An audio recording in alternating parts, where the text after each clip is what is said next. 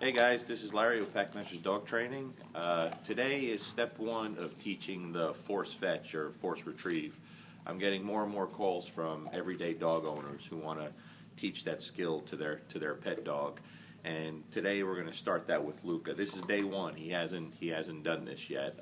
Yes, he'll chase anything and bring it back. There's a difference between chasing things and picking things up that he wants to, and teaching him how to use a real soft mouth to pick up anything that you request of him. But today the only things we're going to use, I'm going to be using a regular working glove here, one glove. We're going to use a chair to keep him elevated, and I have some food as always. Whenever we're teaching anything new, we do a lot of positive rewards. And this is a very complex command, so we're going to break this up into several steps. So today is just part one. We're going to do this step for several days. It could be 4 days, it could be 5 days, maybe even longer. It depends how he progresses. And we're going to do it several times a day for very, very short sessions, okay? And it starts off a little like this. I'll show you how we get started. Luca, come. Place. So as soon as he gets up there, I'm just going to give a little food just to reward and start making this positive. Luca, come. Place. He wants to go play with this big block of ice over there.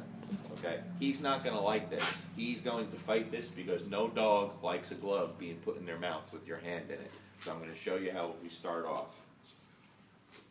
We open his mouth and we slide the side of our hand, starting with our index finger, towards the back of his mouth, and just keep him calm. Okay? I'm not using a command yet. My thumb is under the bottom of his mouth, so I hold my hand in there. And I'm going to just relax him. And he's trying to spit it out, okay? So we're going to relax. Just relax. Let him keep fighting it. You'll see a lot of pro trainers fasten their dog to something so they can move around like this. That definitely makes it a lot easier, but most everyday pet owners don't have those tools or capabilities, so I'm just going to use the chair. Okay, so now he's fighting really hard, and this is normal.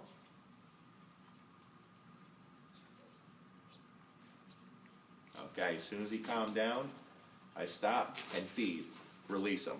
Okay, I'm not marking it, I'm not using a command, but as soon as he eased up a little bit, I stopped, gave him some food, and let him go off, and now he's running around with his ice again. But again, whenever we're teaching anything new, I always resort back to ne po po, okay? Negative, positive, positive. And of course the negative here is me sliding my hand into his mouth. He doesn't like that. That's negative to him. No, it doesn't hurt or anything, but you wouldn't like something being forced into your mouth. That's the negative part. Okay, the first positive is me releasing that pressure, taking my hand out of his mouth. And then the second positive is the food, ne po po, negative, positive, positive. We always try to follow up with two positives behind the negative, okay? So I'm going to call him over and we're going to do it again. Luca, come. Place. Sit.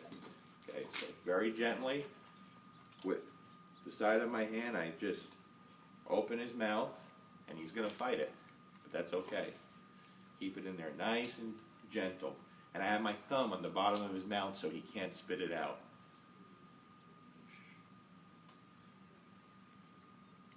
I'm going to relax. Again, no commands yet, okay? You can. I can start telling him fetch, fetch, good fetch. But right now I'm just choosing not to do anything but get him used to my hand coming to his mouth. Okay.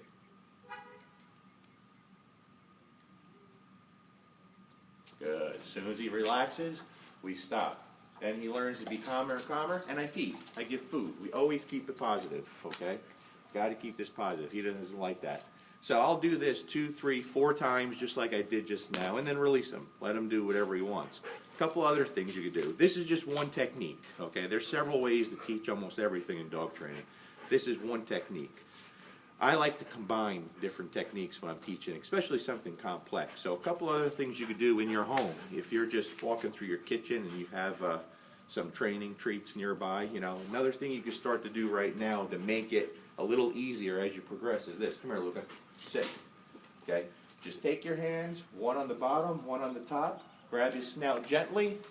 He's calm. We release. We feed. That's going to help you later on down the road, too. Another thing, one of the biggest problems with the force fetch is, even once they start taking things from you, they have things in their mouth, As soon as you give them another command or they start moving, they want to spit it out. So another way that you could help prevent that is start right now, and you can do this. Come here, Luca. So very gently, like, come here, Luca, come. So like we did the last step, grab his snout and move. He moves forward, nice and easy, with your hands on his snout. Reward.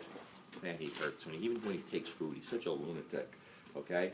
But holding his snout nice and easy, getting him used to moving, that's going to later on help you when you get further along with this command and you want him to start moving with an object in his mouth. So really it's just combining a couple of different techniques that I have found very, very useful in the past with a lot of dogs. This is frustrating. You're going to want to quit because a lot of dogs are very tough to do this with. It's not an easy thing to teach. You have to be patient. Don't get frustrated. Don't get upset with the dog. Take your time. I don't care if you do the first step for 3 weeks. There's no rush here, okay? So this is part one. I'm going to continue with this for a few days. We'll see how Luca progresses. And then when we move on to the next step, we'll do another video and keep you posted on our progress. I hope this helps all you guys out there a little bit. Thanks for watching.